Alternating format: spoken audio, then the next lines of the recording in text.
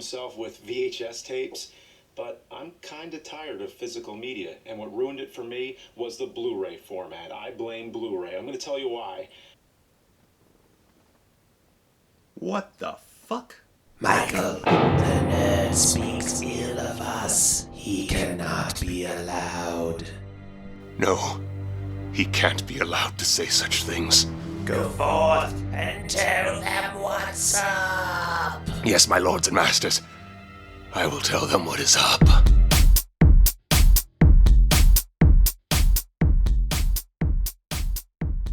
Oh, hi. I'm Michael Keane. You might know me from such videos as the Shot-on-Video Starter Kit and a whole bunch of other stuff that you've never actually watched or listened to. And that's okay. Because today I'm here to talk to you about something that's not terribly cultish or weird or even all that out of the ordinary. Blu-ray. Yes, sirree, Bob. It seems there's been a lot of discussion recently about Blu-ray, and let's maybe go about it in like a, I don't know, top 10 list sort of way. That hasn't been done before. So, top 10 reasons that Blu-ray rocks. First off, number 10, the highest resolution possible. Now, 4K Ultra HD is cool. There's plenty of movies where that sort of resolution is awesome and amazing, and I can't wait to watch certain movies in that resolution. That being said, most of the movies that I want to watch could not give less of a fuck. So, to me, 1080 is like the ultimate resolution. It looks great on all TVs. Most movies don't really need to be any higher, especially the movies I watch. I mostly watch exploitation and cult and horror movies. They don't really require a 4K Ultra HD presentation. You know, there's certain films, the recent Apocalypse Now Final Cut is on 4K, and I haven't bought it yet, but apparently it looks dope as hell. But overall, you know, 1080 works for most people. And for being totally honest, 4K Ultra HD is probably going to be the final format, so really we're only one generation behind the last real physical format. That's not to say that there won't be a 6K or whatever, but it seems unlikely that we'll be getting into that as like a big form of distribution as streaming takes off. It seems like 1080 and 4K are our last options for physical media. Number 9, turning home media into cinematic tribute art. Now, look, I understand. This doesn't fit on a shelf very easily. In fact, in my shelf, you can't even see it, it's way at the top because that's the only shelf that it'll just barely fit in, and that's with like almost no space on the top. It sits right next to my Ingmar Bergman collection, and you know, that's fine by me because this shit is dope as hell. If you want to buy these individually, go for it. If you want to, you know, buy them online and keep them in your streaming library, awesome. If you want to like buy all of them and get like a special DVD case just for these discs and just toss this motherfucker aside, go for it, man. That's cool. People do that. If you're really into these movies so much that you're gonna spend a fuckload of money to buy them all, you could spend the extra money to get a case for them. As it is, this is a beautiful piece of art. It's a great thing to just look at. I mean, check this shit out. This is amazing. This is so cool. And I own this piece of artwork that is a tribute to one of my favorite series of films. That's amazing. I'm so excited about that, even though I already own it. And not to mention, I mean, the Bergman collection I mentioned, I've got my James Bond movies right here, my Planet of the Apes movies. Yeah, they don't fit on a shelf normally, but, you know, they are a nice piece to display. And I think that is baller as hell, man. Number 8, simple, easy-to-use menus. Look, I know some people just can't stand how simplistic menus are on Blu-rays these days, and I get it. A lot of the mainstream Blu-rays are awful. They look like dog shit. But if you go into the specialty brands, which we'll get into in a second, they often have pretty great menus, and they're not necessarily as intricate as the old DVD menus of times gone by, but they still look nice.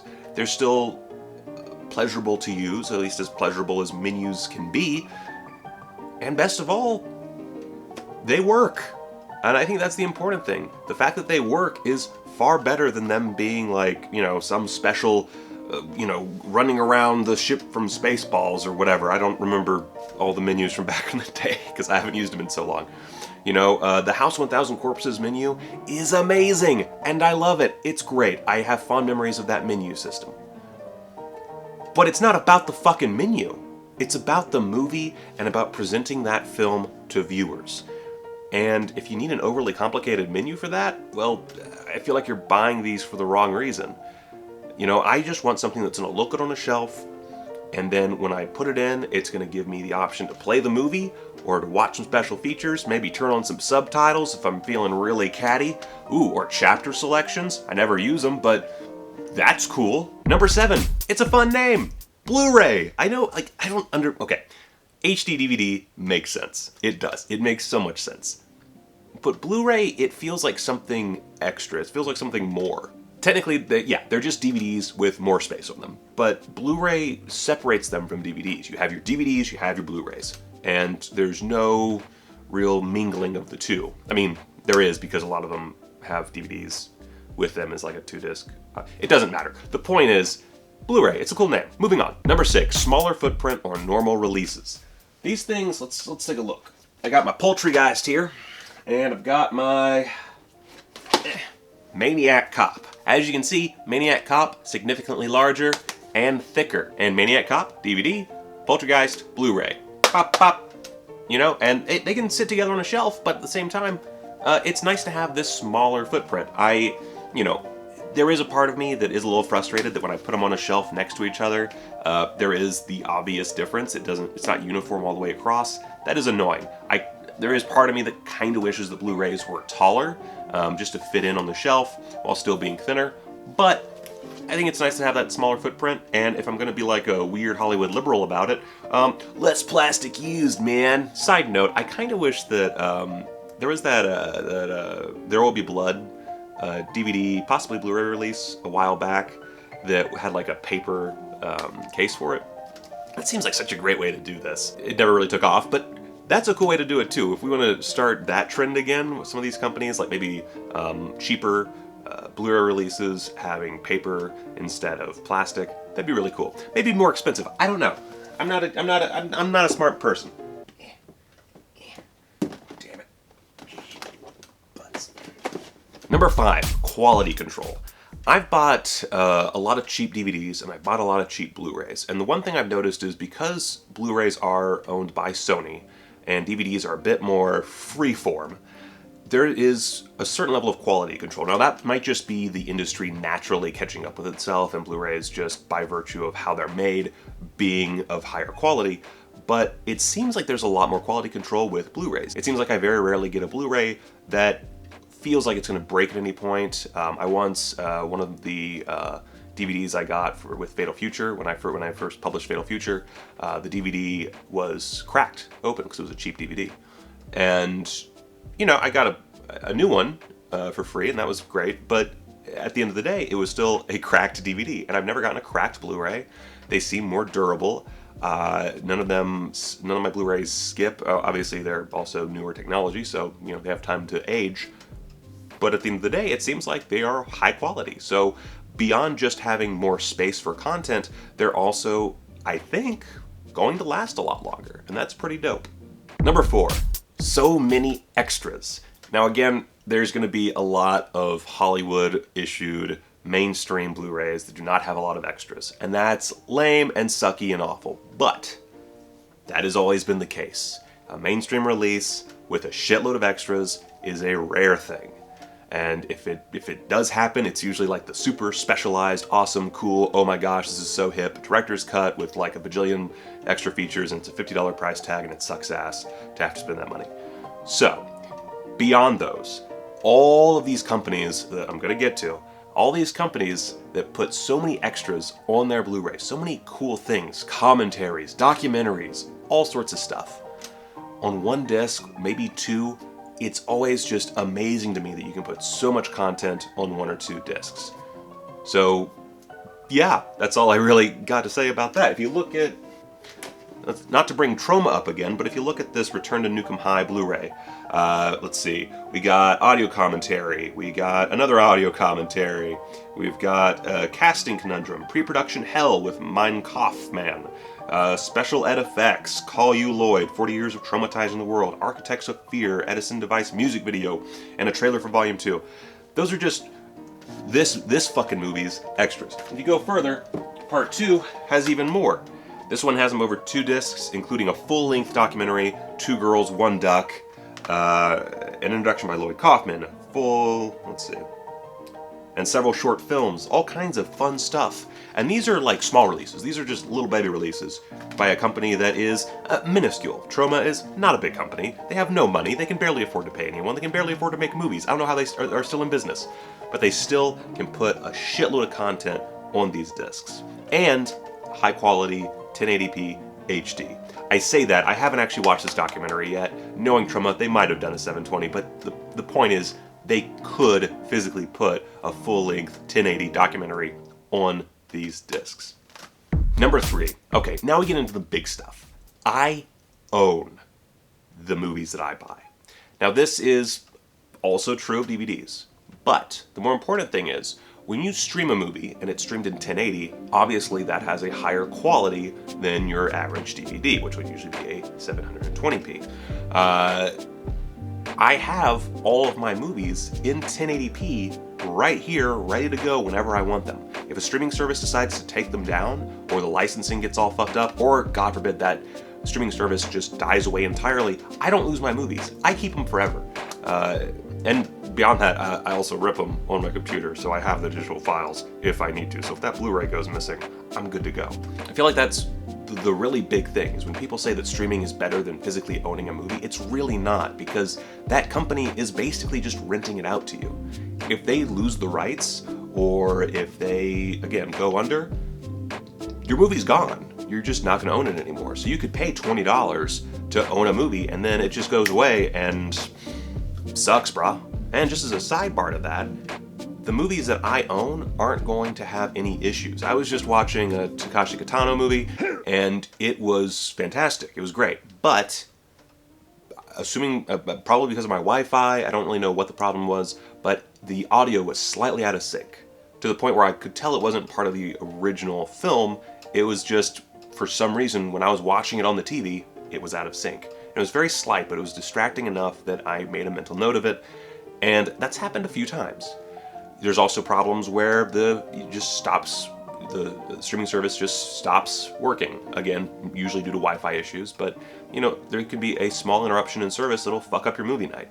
Additionally, I think we've all had the problem where we're watching a super sweet HD version of a movie, streaming it, and for whatever reason, usually Wi-Fi again, the stream starts to stutter a bit and you wind up with a 720 or even 480 version of the movie you're watching for a few moments. Also very distracting. Also something that doesn't happen with Blu-rays because they're just right there on the disc. You're not having to worry about if your Wi-Fi is good. You're not going to have to worry if the server is overrun. You know, you're not going to have to deal with the streaming services server falling apart and dying. You're not going to have to, you don't have to worry about a whole bunch of other users logging into the same website.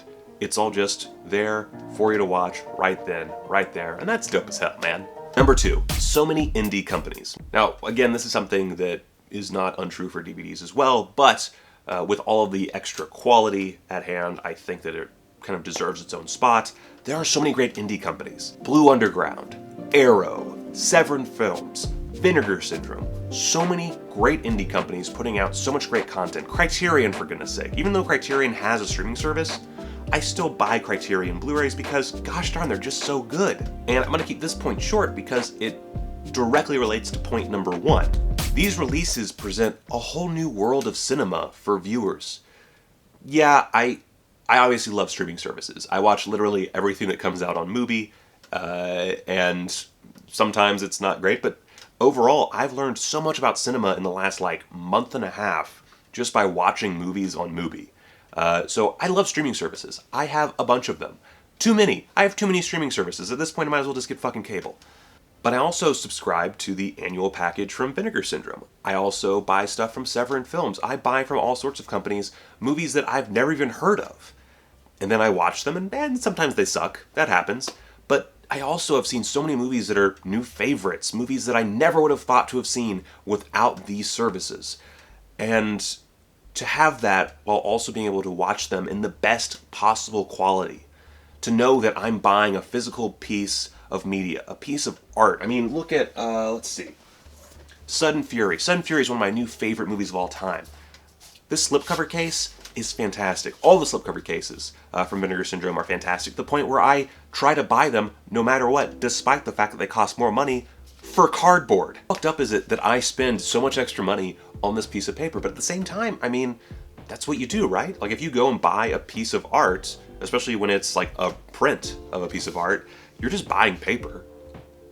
But then if you think about it, it's more than just buying paper. You're buying something that you can look at and enjoy and appreciate, and in this case, put on a shelf, and you just take it out, and maybe like some friends are over, and you can say, hey, check out this cool piece of artwork. Isn't that nifty how embossed it is? And they usually don't care. My friends don't give a fuck, but I know plenty of people who do. And really, what's more important than being able to enjoy the things you own? What's more important? I mean, family and like life and finances and stuff. But as far as art goes and movies, what could be more important than just not only loving art, not only putting money into the art, not only supporting the art, but being able to look over and appreciate it at any given point? Blu-ray is great. It's an amazing format. It has its drawbacks, certainly. All formats do. But at the same time, it's better than streaming. Sure, streaming opens up a whole new world, but, you know, I'm not gonna wind up with a backed up queue on my shelf. I watch these because I own them. When it comes to, let's say, Netflix, I don't remember the last movie I watched in full on Netflix because there's just so many options. These are specific options. These are movies that a bunch of guys over in Connecticut, in this case, poured so much time over. They took the time, energy, and money to get the negative of this film, to find the film print, to remaster it, to put it on disc, to compile special features, to put together this artwork. They did so much. They put in so much blood, sweat, and tears for this title and all the other titles. And the same goes for Severin and Blue Underground and Arrow. It's amazing, and it shows just how much love can be placed back into cinema. And as a collector, I think that's what it's about. It's about showing love and appreciating those who put in their own love for the cinema that we enjoy. I'm gonna go watch some porn now.